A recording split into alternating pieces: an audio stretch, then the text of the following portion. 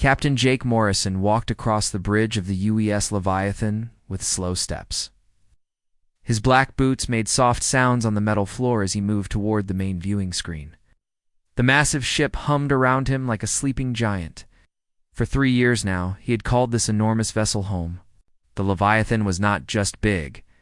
It was the biggest thing humans had ever built to travel between stars. The ship stretched 12 kilometers from front to back.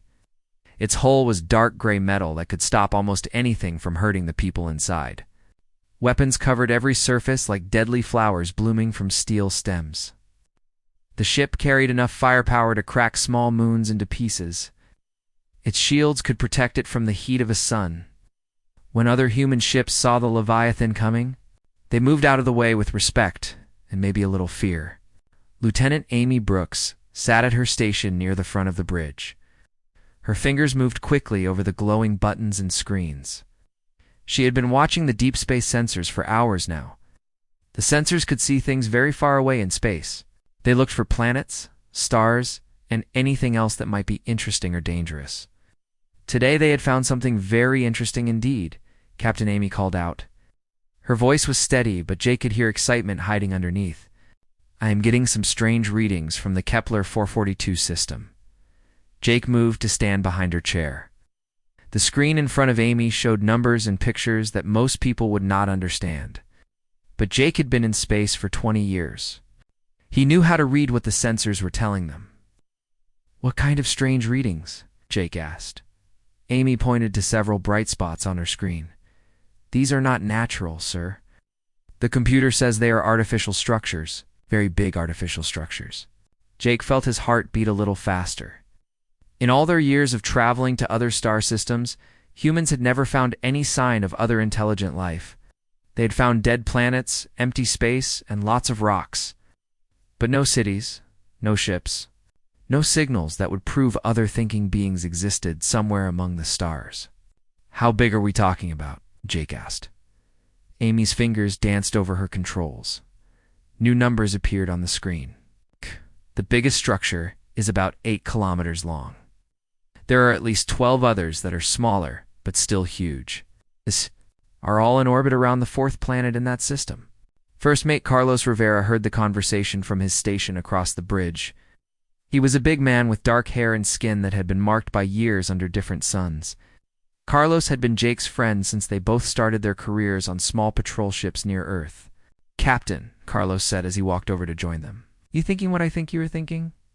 Jake nodded slowly. First contact. The words hung in the air like smoke. Everyone on the bridge had stopped what they were doing to listen.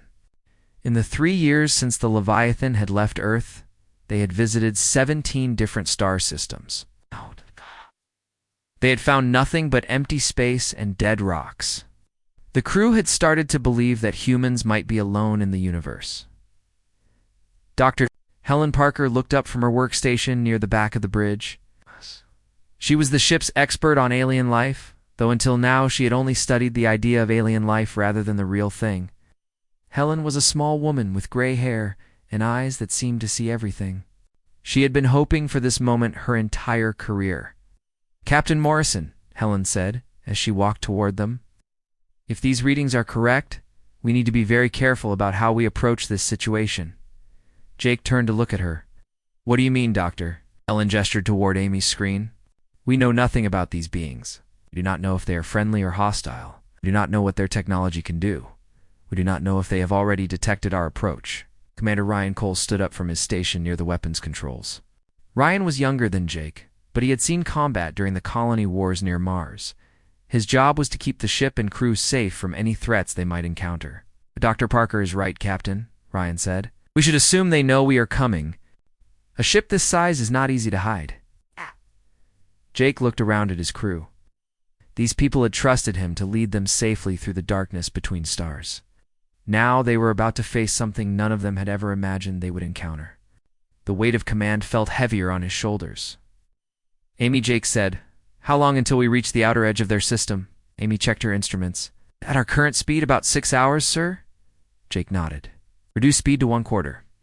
I want us to approach slowly and carefully, Carlos. Send a message to all department heads. I want a meeting in conference room A in 30 minutes. Yes, sir, Carlos replied. Jake turned to Helen. Doctor, I want you to start working on first contact protocols. What should we say? How should we say it? What should we not do? Helen's eyes lit up with excitement. I have been preparing for this possibility for years, Captain. I will have preliminary recommendations ready for the meeting. Jake looked at Ryan. Commander, I want all security teams on standby. Not because I expect trouble, but because we need to be ready for anything. Understood, sir, Ryan replied, as the crew began to follow their orders. Jake remained standing in front of the main screen. The stars looked the same as they always did, cold and distant points of light against the black of space. But somewhere ahead of them, in a system that looked no different from any other, waited beings who had built structures as large as cities. The Leviathan continued its approach through the void. Its massive engines pushed the great ship forward at a speed that would have amazed humans from earlier centuries. But compared to the vast distances between stars, they moved like a slow whale swimming through an endless ocean. Jake thought about Earth so far behind them now. When they had left, everyone had wished them luck in finding new worlds for humans to live on. No one had seriously believed they would find worlds where other intelligent beings already lived. The possibility had always existed, but it had seemed as distant as the stars themselves. Now that possibility was becoming reality. In a few hours, they would enter a system where aliens waited. Jake wondered what those aliens would think when they saw the Leviathan approaching. Would they see a ship full of explorers hoping to make friends? Or would they see something else entirely? Supreme Admiral Zex Thalen stood in the command center of the Corvani battle station, with all four of his arms crossed behind his back. His purple skin had turned a darker shade, which happened when he was worried or angry. Now he was both. The message that had just arrived from the outer sensor network made no sense at all. The Corvani were one of the oldest and most powerful races in the galaxy. Their empire stretched across 47 star systems. Their warships were feared by pirates and respected by allies. Zex Thalen had commanded fleets for over 60 years. He had seen every type of ship that existed in known space. But the readings he was looking at now showed something impossible. Run the scan again. Zex Thalen ordered his sensor operator. Young Corvani officer's hands shook as he worked the controls. Sir, I have run it 12 times. The readings are the same every time. There is a single vessel approaching our system. It is 12 kilometers long and 3 kilometers wide. Its energy signature suggests weapons and shields far beyond anything in our databases. Zex Thalen's secondary eyes closed, while his primary eyes stayed focused on the display screen. The ship approaching their system was larger than his entire battle fleet combined. Not just larger, it was bigger than some space stations. Could any race build something that massive and make it move between stars? 2 systems away, Fleet Commander Yilnexis floated in her command tank filled with the special water her people needed to breathe. The Aquatic Federation had been allies. With the Corvani for 300 years, they shared information about threats and helped each other maintain peace in their region of space. The emergency message from Zex Thalen had reached her an hour ago. Yilnexis had immediately ordered her own sensors to focus on the approaching vessel. The results made her gill slits flutter with fear, Commander Harade said through the water speaker. Our computers have finished analyzing the energy patterns from the alien ship. What did they find? Yilnexis asked. The vessel appears to be in a low-power state. Its weapon systems are not active. However, even at minimum power, its output exceeds our most powerful dreadnought by a factor of 10. Yilnexis felt cold water flow through her gills. If this ship was barely using any power, and it was still that strong, what could it do when it was fully active? Believe they built the most advanced ships in the galaxy? This alien vessel made their best warships look like children's toys on the central station that served as the meeting place for the Galactic Council. Emergency sessions were rare. Most problems could wait for the regular monthly gatherings. But today, representatives from every major race in known space had arrived within hours of receiving the first reports. Ambassador Cresalon of the Methane Breathers had traveled the farthest to attend. Her people lived on cold worlds far from most stars. They rarely got involved in the politics of other races. But this situation was different. This threatened everyone. The data cannot be correct, declared Senator Vorthkal of the Silicon Coalition. His rock-like body sparkled under the chamber's lights. No single ship can be that large. No race has the technology to build such a thing. And yet the readings come from 17 different sensor networks, replied Commander Yilnexus, through her portable tank, Corvani, Federation, Hegemony, and independent systems all report the same impossible measurements. The chamber erupted in dozens of different languages as representatives tried to make sense of what they were hearing. Some voices were high and musical. Others were deep growls or electronic beeps. But they all carried the same emotion, fear. Ambassador. Cressalon spoke in the common language that all council members used. Has anyone attempted to communicate with this vessel? Zextalon's image appeared on the main display screen. He was speaking from his command station many light years away. We have sent standard greeting protocols on all known frequencies. They have not responded yet. But they are still too far away. Communication may not be possible at their current distance. What about their technology? Asked Counselor Brex9 of the Hive Collective. Her insect-like features twitched nervously. Can we determine what weapon systems they carry? The display screen changed to show a detailed scan of the approaching vessel. Even the most experienced military officers in the chamber gasped when they saw it. The ship bristled with weapon emplacements. Its hull showed signs of armor plating that looked thick enough to stop asteroid impacts. By the ancient suns, whispered Senator Vorthkal. Look at the size of those gun ports. Those weapons could destroy our largest battle stations with single shots. Zextalon continued his report. Our analysts believe this vessel carries enough firepower to sterilize entire planets. Shield generators appear capable of deflecting the combined fire of our entire battle fleet. The chamber fell silent. For the first time in galactic history, representatives from races that had been enemies for centuries found themselves on the same side. The Thermal Empire and the Ice Worlds had been at war for 50 years. Now their ambassadors sat next to each other and shared the same worried expressions. Ambassador Chrysalin was the first to speak again. What are the intentions of these beings? Are they explorers or conquerors? Unknown, Zextalon replied. They approach slowly, which could indicate peaceful intentions. But they make no attempt to hide their massive ship. This could be a show of force, Commander Yilnexus added her thoughts. In all our encounters with unknown races, we have seen exploration ships that are small and fast. We have seen military ships that travel in groups for protection. We have never seen anything like this. Single vessel this large suggests a level of confidence that is ... disturbing. Counselor Briexna's wings buzzed anxiously. Perhaps they are so powerful that they do not fear anything in space. Build ships this large because they can afford to lose them. The thought sent chills through every representative in the chamber. A race that could build ships like this as throwaway vessels must have resources beyond imagination. How many planets did they control? How many people served in their military? How long had they been preparing for war? We must consider the possibility of immediate evacuation, said Senator Vorthkal. If this vessel is the advanced scout for an invasion fleet, we may need to abandon this entire region of space.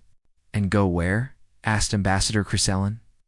If they can build ships like this, they can probably travel faster than we can. There may be nowhere to run. Zextalin's voice carried across the chamber with grim authority. My fleet is taking defensive positions around our most important worlds. But I must be honest with you all. If this alien vessel is hostile, our defenses will not stop it. Nothing we have ever built could stop something that large and that well armed. The emergency. Session continued for hours as representatives tried to develop plans for dealing with the approaching aliens. Some suggested immediate surrender to avoid destruction. Others wanted to gather every warship in the galaxy for a massive defensive action.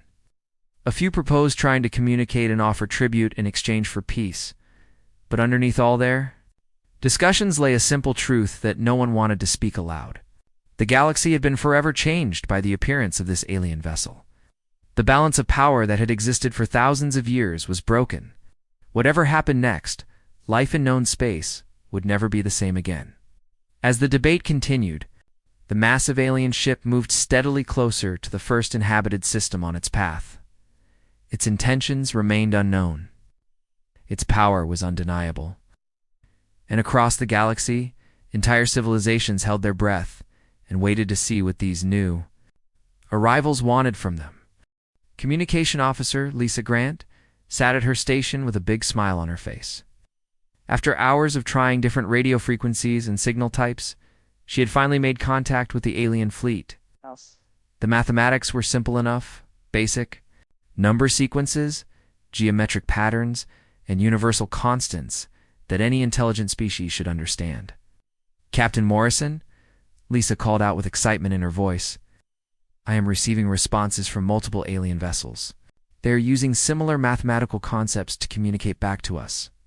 Jake walked over to Lisa's station and looked at the patterns appearing on her screen. The aliens were sending back prime numbers, then simple addition and subtraction problems. It looked like the beginning of every first contact scenario that scientists on Earth had ever imagined. This is incredible, Lisa continued. They seem very eager to establish communication. I am getting signals from at least 20 different ships. What Lisa did not know was that the signals she was receiving were not excited greetings from curious aliens. They were desperate attempts by the alien fleet commanders to establish surrender protocols before the massive human warship opened fire on them. On board the Corvani command vessel, Supreme Admiral Zek Stalin was trying to remain calm. While his communication officers worked frantically at their stations, the alien ship had finally responded to their signals, but the messages were confusing. What are they saying? Zek Stalin demanded. His chief translator, a nervous young officer named Crixville, studied the incoming patterns. Sir, they are sending basic mathematical concepts, prime numbers, geometric sequences, and what appear to be physical constants. That tells us nothing about their intentions, Zek Stalin growled. Are they demanding surrender? Are they asking for our fleet positions? Are they giving us time to evacuate civilians? Crixville's hands shook as he tried to make sense of the alien signals. Sir, these appear to be standard first contact protocols, the kind of messages that explorers might send when meeting a new species. Zek Stalin's 4 eyes narrowed. Explorers do not travel in ships that large. This must be some kind of psychological warfare. They want us to believe they are peaceful while they position themselves for attack. Meanwhile, on the bridge of the Leviathan, Jake was growing puzzled by the alien responses. Dr. Helen Parker had joined Lisa at the communication station to help interpret the incoming messages. Captain, Helen said after studying the signals for several minutes, these messages are strange. The aliens seem to be offering us territorial concessions and resource-sharing agreements. Jake frowned, but we have not asked for anything. We just said hello using basic mathematics. Lisa nodded in agreement. It does seem odd. Some of these signals appear to be coming from different species. Mathematics are the same, but the signal patterns suggest different technologies. Chief Engineer Ben Torres walked over from his station near the engine controls. Ben was responsible for keeping the massive Leviathan running smoothly. He had been listening to the conversation with growing concern. Captain Ben said, Maybe our ship looks more threatening than we intended. The Leviathan is pretty big compared to most vessels. Jake considered this possibility. You might be right, Ben. Let me show them we come in peace. Jake turned to Commander Ryan Cole at the weapons station. Ryan, power down all weapon systems. Make sure they can see that our guns are not active. Yes, sir, Ryan replied. He began the process of shutting down the Leviathan's massive weapon arrays. Status lights across the bridge changed from red to green as each system went offline. Lisa, increase power to our external lights, Jake continued. I want them to see us clearly. Maybe if we look less mysterious, they will be less nervous. Lisa's fingers danced over her controls. The Leviathan's hull lights began to glow brighter, illuminating the enormous ship against the darkness of space. The external cameras showed the vessel in all its massive glory. 12 kilometers of dark metal now outlined in brilliant white light.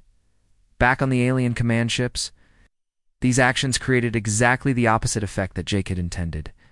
When the weapon systems powered down, the aliens interpreted this as a sign of supreme confidence. Only a commander who was absolutely certain of victory would turn off his weapons when approaching an enemy fleet. The increased lighting made the situation even worse. Now, the aliens could see the true size of the human vessel in perfect detail. Every gun port, every armor plate, every shield generator was visible. The ship looked like a moving mountain of destruction floating through space. "By all the ancient gods," whispered Fleet Commander Yilnexus from her command tank. "Look at the size of that thing. It is larger than our entire battle station." Braid's voice trembled as he spoke through the water speaker. "Commander, they have powered down their weapons. Should we interpret this as a peaceful gesture?" Yilnexus watched the display screen showing the illuminated human ship. "No. This is worse than if they had kept their weapons active. They are so confident in their superiority that they do not even need their weapons ready. They are showing us that they could destroy us anytime they choose." Across the alien fleet, similar conversations were taking place. Every species came to the same terrifying conclusion. The humans were so powerful that they saw no need to prepare for battle. This was not first contact between equals. This was a demonstration of overwhelming force. On the Central Council station, emergency sessions were now being held every few hours. The latest reports from the contact zone had sent waves of panic through every government in known space. Ambassador Chrysalin addressed the gathered representatives with barely controlled fear in her voice. "The alien vessel has begun to illuminate itself. Our military experts believe this is an intimidation tactic designed to show us the full extent of their capabilities." Senator Vorthkal's rocky body seemed to dim as he spoke. "The size of their weapon systems is beyond our understanding. Single gun ports on that ship are larger than our entire fighter craft, and they have powered down these weapons," added Counselor Brexnine. "This suggests they do not view our combined fleets as any threat at all." The chamber filled with the sounds of distress from dozens of different species. Some representatives were making clicking noises. Others hummed low, mournful tones. A few had begun what appeared to be prayer rituals. Back on the Leviathan, Jake was becoming more confused by the minute. The alien signals were growing stronger and more frequent. Dr. Parker was working with Lisa to translate the increasingly complex messages. Captain Helen said, "I think they are trying to negotiate some kind of agreement. But I do not understand why they seem so eager to give us things we have not asked for." Jake looked at the display showing the alien fleet. The ships were maintaining their distance, but had not made any aggressive moves. If anything, they seemed to be slowly backing away from the Leviathan's approach. "Maybe they are just being polite," Jake suggested. "Different cultures have different ways of greeting strangers." Carlos Rivera joined the group around the communication. "Station Captain, I've been monitoring their ship movements. They're repositioning their fleet into what looks like a defensive formation, but they are not pointing their weapons at us." Jake nodded thoughtfully. "That makes sense. They are being cautious just like we are. They do not know what we want, and we do not know what they want." What Jake could not have known was that the alien fleet was not forming a defensive formation to fight the Leviathan. They were arranging themselves to provide clear targeting solutions for the human weapons. They wanted to make sure that when the humans decided to destroy them, it could be done quickly and efficiently. The misunderstanding was growing worse with every passing hour. The humans saw cautious aliens who were interested in peaceful contact. The aliens saw supreme military confidence backed by overwhelming firepower. Both sides were trying to be diplomatic, but they were speaking completely different languages of power and intention. As the Leviathan continued its slow approach toward the alien fleet, representatives across the galaxy prepared for what they believed would be the end of civilization as they knew it. The humans, meanwhile, looked forward to making new friends among the stars. Dr. Helen Parker had been working for 18 hours straight, but she was too excited to feel tired. The alien communications were becoming clearer as she learned more about their language patterns. What she was discovering, however, was not what anyone on the Leviathan had expected. Captain Morrison, Helen called from her workstation. Her voice carried a note of concern that made Jake look up from the reports he was reading. "What is it, Doctor?" Jake asked, as he walked over to her station. Helen pointed to the streams of text flowing across her screen.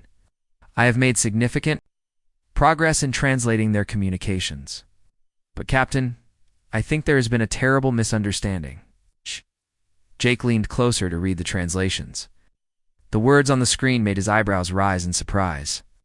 The aliens were not sending greetings or requests for information. They were sending offers of surrender. "Unconditional territorial concessions," Jake read aloud. "Complete resource-sharing agreements. Immediate cessation of all military activities."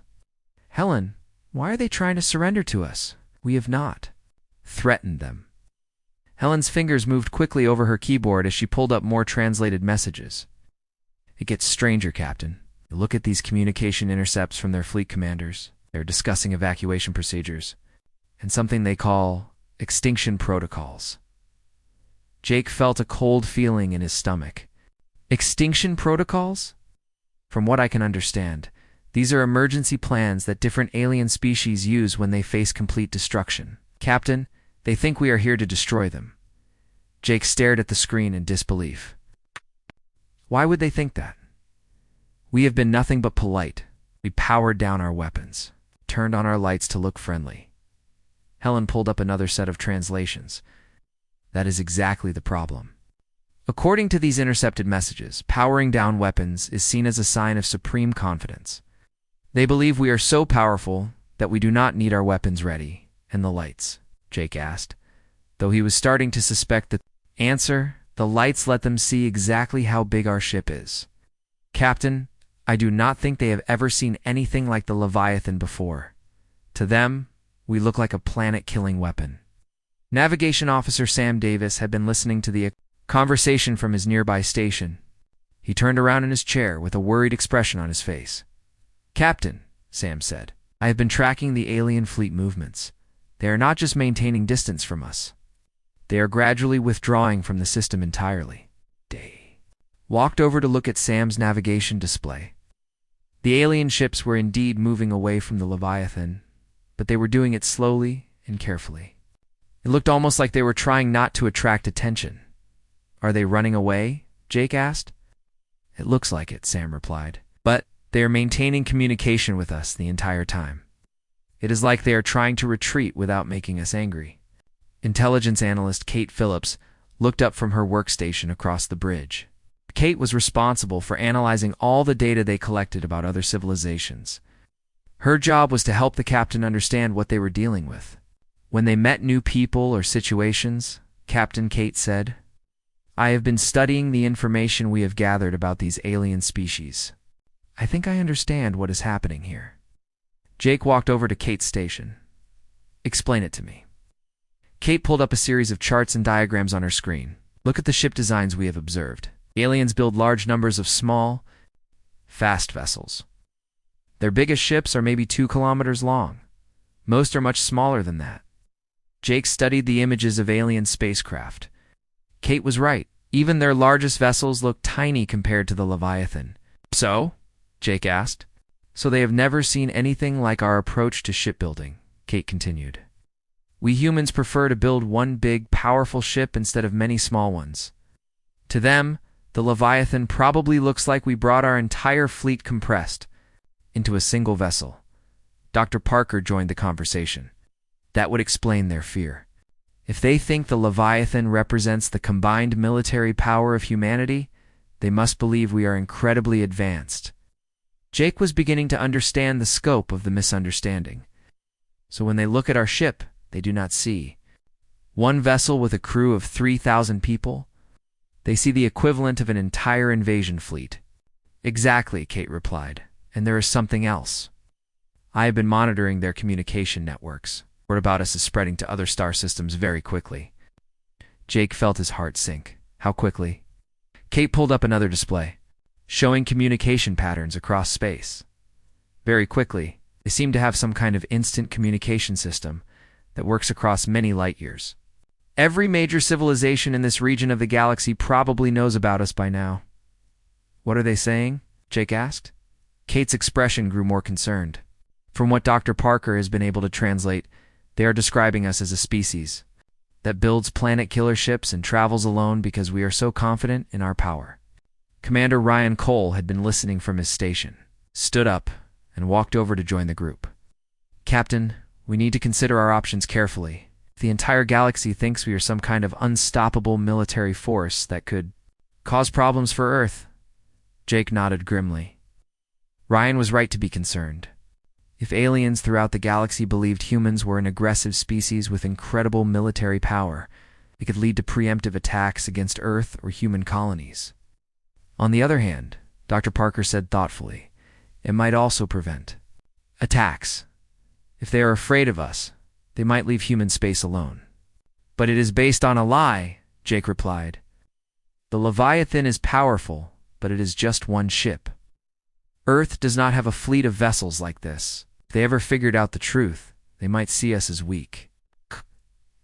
Lisa Grant called out from the communication. Station Captain, I am receiving a new type of signal from the alien fleet. It is much more complex than the mathematical patterns we have been using. Jake walked over to Lisa's station. What kind of signal? It appears to be some kind of formal, diplomatic communication. Very structured, very official. Dr. Parker, I think they are trying to arrange a formal meeting. Helen hurried over to help Lisa analyze the new signals. After several minutes of work, she looked up at Jake with an expression of amazement. Captain, they want to negotiate a formal peace treaty, not just with us, but on behalf of something called the Galactic Council. It sounds like they represent dozens of different species. Jake felt overwhelmed by the implications. First contact had turned into something much bigger than anyone had imagined. Instead of meeting one alien species, they had apparently encountered an entire galactic civilization. What kind of treaty terms are they offering? Jake asked. Helen continued translating. The formal diplomatic language. They are offering us preferred trading status, territorial rights in multiple star systems, and what appears to be some kind of leadership role in galactic affairs. Leadership role? Jake repeated. Yes. They seem to want us to serve as mediators. In disputes between other species, they are offering to accept human arbitration in conflicts. Jake looked around at his crew. Everyone on the bridge was staring at him with expressions of disbelief and concern. They had come out here looking for new planets where humans might build colonies. Instead, they had accidentally convinced an entire galactic civilization that humanity was the most powerful military force in known space. Captain Carlos Rivera said quietly, What are we going to do? Jake stared out at the stars visible on the main screen. Somewhere out there, representatives of dozens of alien species were waiting to hear from the humans they believed could destroy them all with a single ship. The responsibility felt heavier than the mass of the Leviathan itself. I do not know. Yet Jake admitted, but whatever we decide, it is going to change everything for humanity. 6 months had passed since the Leviathan's first contact with the alien fleet, and Captain Jake Morrison was still trying to understand what had happened to the galaxy. The formal peace negotiations had concluded 3 weeks ago, but the results were beyond anything he could have imagined when they first detected those artificial structures in the Kepler 442 system. Jake sat in his ready room, reading the latest reports from Earth Command. The news from home was both exciting and terrifying. Every human colony and outpost in known space was reporting the same thing. Alien civilizations were going out of their way to be helpful and accommodating to any human request. Dr. Helen Parker knocked on his door and entered without waiting for permission. She had been working almost non-stop since first contact, trying to understand the cultural and political implications of their situation. Captain, Helen said as she sat down across from his desk, I have finished analyzing the latest communication, intercepts from the Galactic Council networks. Jake looked up from his reports. What did you find? Helen placed a datapad on his desk. The effects of our contact are spreading much faster and much further than we thought possible. Word of humanity has reached civilizations on the other side of the galaxy. Jake picked up the datapad and scrolled through Helen's analysis. Information was remarkable and disturbing at the same time. Species that had never heard of humans before were now reorganizing their military strategies around the assumption that humanity might someday visit their space. "Look at this section," Helen said, pointing to a particular paragraph. "The Andromedan Trade Federation has redirected their entire merchant fleet to avoid routes that might bring them into contact with human ships. They are losing billions of credits per year, but they consider it worth the cost to avoid our attention." Jake shook his head in disbelief. "We have never even been to the Andromedan sector. Most humans do not even know it exists. That does not matter," Helen replied. "The reputation of the Leviathan has taken on a life of its own. Every time the story gets retold, it grows larger and more frightening." Jake stood up and walked to the window that looked out at the stars. The Leviathan was currently traveling back toward Earth, carrying news of first contact and the completely unexpected diplomatic agreements that had resulted from their cultural misunderstanding. "What about the wars?" Jake asked. "Are the reports about that accurate?" Helen nodded gravely. "Completely accurate. In the 6 months since we made contact, 14 separate interstellar conflicts have ended. Not negotiated endings, they just stopped fighting entirely." Jake turned back to face her. "Why?" Both sides in each conflict were afraid that continued fighting might attract human attention. "They are ending wars that have lasted for decades because they do not want us to notice them." Lieutenant Amy Brooks entered the ready room carrying a message tablet. Amy had been promoted to senior communications officer after her excellent work during first contact. But she still looked nervous whenever she had to deliver important news to the captain. "Captain," Amy said, "we are receiving a priority message from Earth Command. Admiral Johnson wants to speak with you immediately." Jake took the tablet and activated the quantum communication link. The face of Admiral Sarah Johnson appeared on the screen. Johnson was the head of Earth's Deep Space Command and Jake's ultimate superior. She looked tired and stressed. "Captain Morrison," Johnson said, without any of the usual pleasantries. "Need to discuss the situation developing back home." "What situation, Admiral?" Jake asked. Johnson's expression grew more serious. "Every major government on Earth is demanding access to the alien technology and trade agreements you negotiated. The Chinese Federation wants to build their own Titan-class warships. The European Union is asking for alien star charts. The African Alliance wants mining rights in the systems you were offered." Jake felt his stomach tighten. "Admiral, those agreements were made based on a misunderstanding. The aliens think we are much more powerful than we actually are." "I know that, Captain. You explained it clearly in your reports, but the politicians do not care about misunderstandings. They see an opportunity to gain advantages over their rivals, and they want to exploit it." Helen leaned forward to speak. Into the communication link. "Admiral Johnson, this is Dr. Parker. Has anyone considered what might happen if the aliens discover the truth about human military capabilities?" Johnson's face showed her frustration. "Dr. Parker, I have been trying to explain that exact problem to every government leader on Earth, but they are not listening. They see the trade concessions and territorial grants, and they think we have won some kind of galactic lottery." Jake sat back down at his desk. "What do you need from us, Admiral?" "I need you to maintain the illusion for as long as possible," Johnson replied. "Earth needs time to actually build up our capabilities to match what the aliens think we already have. Can you do that?" Jake looked at Helen, who shrugged helplessly. "Admiral, we can try. But eventually, someone is going to figure out that one ship does not make us the rulers of the galaxy." "Maybe," Johnson said, "but maybe not. According to your reports, the aliens have been so focused on avoiding conflict with us that they are not even trying to gather intelligence about our actual capabilities." Amy spoke up from her position near the door. "Admiral, we have been monitoring alien communication networks during our journey home. The captain is right, their fear of us is preventing them from learning the truth." Johnson nodded. "That gives us some time. Captain, when you reach Earth, you will be meeting with representatives from every major government. They want to hear directly from you about the possibilities for exploitation of this situation." Jake felt a wave of disappointment. "Admiral, these aliens were terrified of us. They thought we were going to destroy their civilizations.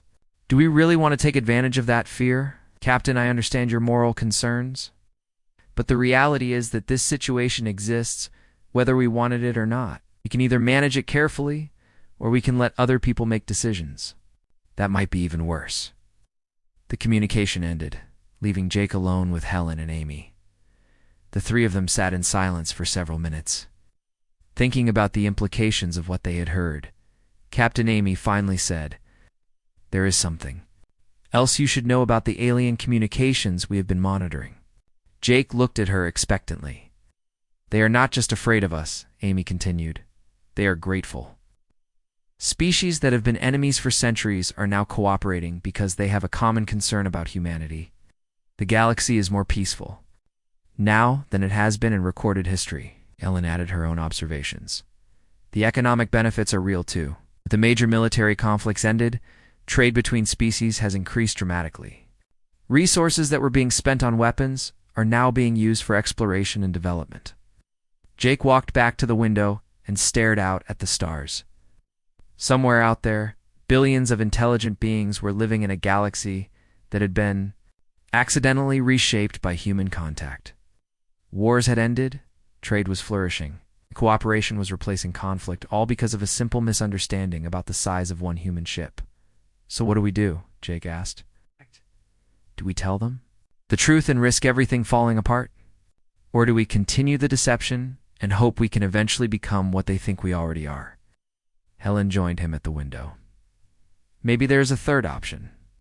Maybe we can gradually reveal the truth while showing them that humanity can be trusted to use power responsibly." Amy nodded in agreement. "The aliens are not stupid.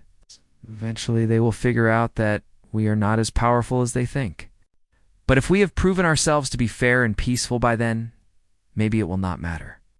Jake continued to stare out at the stars. In a few weeks, the Leviathan would reach Earth, and he would have to face politicians and military leaders who wanted to exploit the galaxy's fear of humanity. The decisions made in those meetings would determine whether First Contact became a force for peace or a source of new conflicts.